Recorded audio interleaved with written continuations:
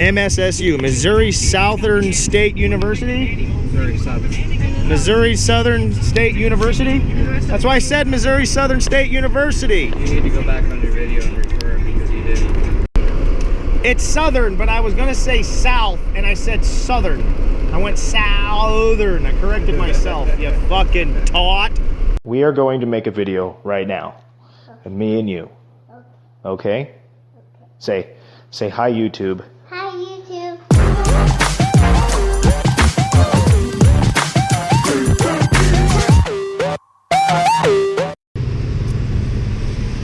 There was the trailer park up here. There was 2 trailers up on the side. In fact, if you look right there, there's one. And in fact, Flying J, all of the semis like Flying J. Or like twisted up pretzels. This is the druggy side of town. So it came through here, Yeah. like this. It hit Ah, so it's all right here. And it hit this. So I didn't hit it, but it came around the backside of it. So it jumped the interstate. Yeah. Something they say never happens, but it does. And all these trucks are twisted up. So it came like this and kind of went that way. Yeah. It went And that way. it took the storage out down there.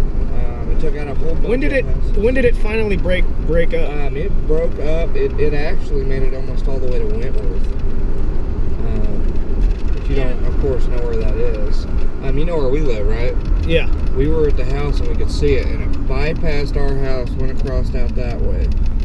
It went out, basically, it just followed this fucking road. It missed JR's, but it went right through there. Right. It lifted. Over there? Yeah, it lifted over there, and it lifted, and it ended up going back down over next to where 59 Highway was. Because understand, when we drive by this and you see all these buildings that have been built up out here, when that tornado hit, there's people riding horses and 4-wheelers. It zigzagged through here. Because this was all field. That Heartland food was not there. None of those buildings right there were there. Yeah. Look at that. Look at that right there in front of you. Yeah. Is that something? Yeah. Which actually we're heading back that way, so. Are you getting on 44? Yeah. We're gonna go to Seneca. Big truck coming on. I see. Okay, guys, this is what you do for big trucks. Oh, you're gonna end up cutting them off. Shit, I'm gonna miss the exit. Just keep on going. What I'm gonna do is I'm gonna go up here and I'm gonna He's gonna do a U-turn in the middle of the road, right there. Right there. do. Sad thing is I would do it. I know he would do it. But He would do it. I don't have 4-wheel drive. But he doesn't have a 4-wheel But drive. basically, Even though my fucking Honda could do that. they started dragging cars. Actually- But his Chevy can't. Hold on. Get down in that ditch. There's Bermuda hay down in that ditch. You'll bury it. Oh, look at that. That's like a wall. Isn't that a wall? Yeah. That's well. That's a motherfucking wall cloud. Radar, you can see the bow echo and you can see the hook. Once you see the hook, you know that it is a tornadic storm, and at that point you do need to watch out for that. That night we had to go downstream. There's like 3 tornadoes that are possibly going to start forming and touch down. And I called it. Night that it was supposed to hit, it was like 4 hours before the tornado was gonna hit. And I go, that storm has a little hook in it. And she goes, that's not gonna be that bad. Well, sure enough, it was. See, what I'm looking at right over there is this. Got a hook. It looks like this. It looks like a U. It looks like a finger almost like this. Yep.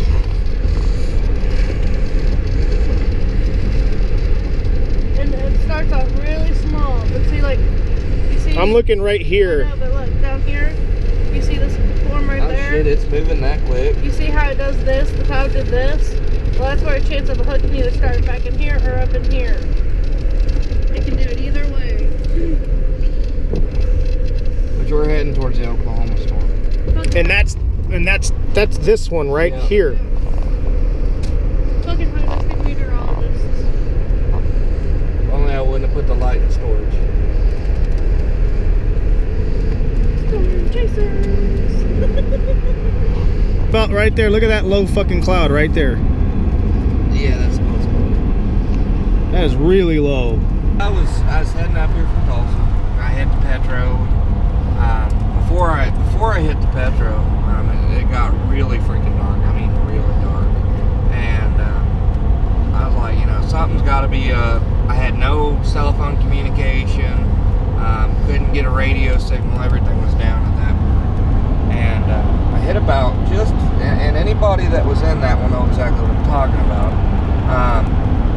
Before you hit Petra, there was a line of trucks that were blown over, and there was a death due to one of the truckers when he rolled over. He went through the window. That's when I learned at that point that the tornado was still on the ground, and I didn't know exactly where it was at that point. I just knew that it was in Joplin. Well, at the time that it was fully going through Joplin, I hit 7th, right about, basically I was hitting this highway and you could see debris up in the sky. Well, me being me, I pull over and I'm like, oh, this is gonna be awesome. You know, I sit there and take pictures and stuff like that and watch it. You know, and I'm sitting there and about, I had a little Buick Regal at the time. It was a custom piece of shit. It was a shitbox, man. It really was, but it was all I could afford at the time. And sitting there, man, all of a sudden I start seeing debris coming my way, and I was like, oh shit, man, I better actually sit in the car. And about that time, it was about 100 mile an hour gusts were hitting me, and I went ahead and pulled down fully in the ditch when it came through. And it came through, and I was like, well, you know, surely, you know, this is just going to be, you know, an updraft or normal wind stuff. At that point, I didn't know that it was a tornado, you know, because, I mean, stuff happens around here so often with wind gusts and stuff that you never think that something like that would hit your hometown. And I hit just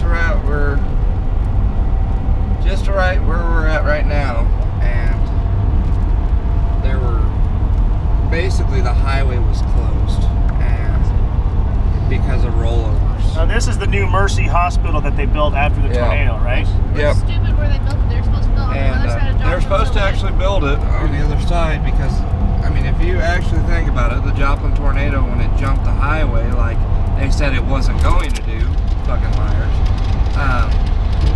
it jumped the highway and took a dead head straight across over for Maine. And Maine was, it was a war zone. So did it come from this direction this way? It actually, here's the funny thing, it actually formed in Kansas. You know the stretch that I took you down where it goes out basically from Joplin all the way to Kansas, you come in the back side of Galena, Kansas? Yeah. That stretch. It formed in Kansas, and they're like, oh, there's no way it's going to reach out this way. And it did. They were definitely wrong. It was over a mile wide. So it may not have necessarily jumped it, it just kind of grazed along the side of this interstate, took out shit over here, kind of came back, went down toward a Walmart, took the Walmart out, which what we saw earlier. It took Walmart, Academy, Home It took Depot. a whole bunch of stuff in the Academy, which was Ashlyn was at, or she was going to be, and then it came back this way toward the Conway XPO yard, took the back of the mechanic shop out, went across the interstate, and hit the Flying J, airlifted, and then reformed a little ways down the road. Yeah. This is where Joplin is to blame, and you know, people may disagree with me, but the warning that they were given was not enough time. And that tornado had been on the ground long enough for people to get warned about it. And understand, it's not like it just formed like right there and came in. Understand, they set the basically they set the warning off right when it hit Black Cat Road. And understand, my grandma in Oklahoma, because Oklahoma has so much better radar shit, called almost like hour and 20 minutes before the tornado hit, warning my mom, there's a tornado coming directly for you guys. Wow. The sad thing was about it is Joplin knew that they had the warning system, and they could have set it. They did set it off. Okay, they did. But understand, around this part, tornado sirens go off on basically a daily basis. So the frequent testing and stuff made people just blow it off like nothing. Bingo. When you have repetition and repetition and repetition of the sirens going off, when the sirens go off for real, it's like the fucking little boy who cried wolf. Exactly. And I think the biggest thing is, you know, even after they set it off and there was a legit tornado on the ground, nobody actually heeded the warning until it was too late. And the people that we did find... There's a video on YouTube, if you ever watch it, I'll have to put the link. The people that we did find, most of them, some of them, let me rephrase that, because some of them would be like, you know, well, I thought it was just, you know, a drill, you know. We've never been, you know, hit by a tornado, you know, it just doesn't happen. And the other people, you know, they had time to get into their shelter, you know, they lived a little ways out, and then there were some people that just, they didn't have enough warning time. There was a kid and his dad that were driving down towards Duquesne, and they were in their Hummer, and it sucked them out the roof. And you know, just strange stuff like that. I mean, you know, they should have heeded the warning. People think, you know, oh, I can stay in a mobile home. You know, I'll be okay in my mobile home. Well, I hate to break it to you, anybody out there that thinks that they can do that. I lived in a mobile home, and I had the tie downs like everyone else and everything like that. And I can tell you, 70-mile-an-hour winds in a mobile home is not what you're expecting to. It's not going to hold your house down. It's not going to hold your house down. When a trailer is put in, it is designed to be, you know, a home. And it's supposed to be mobile. It's not designed to withstand 100 and something mile-an-hour winds.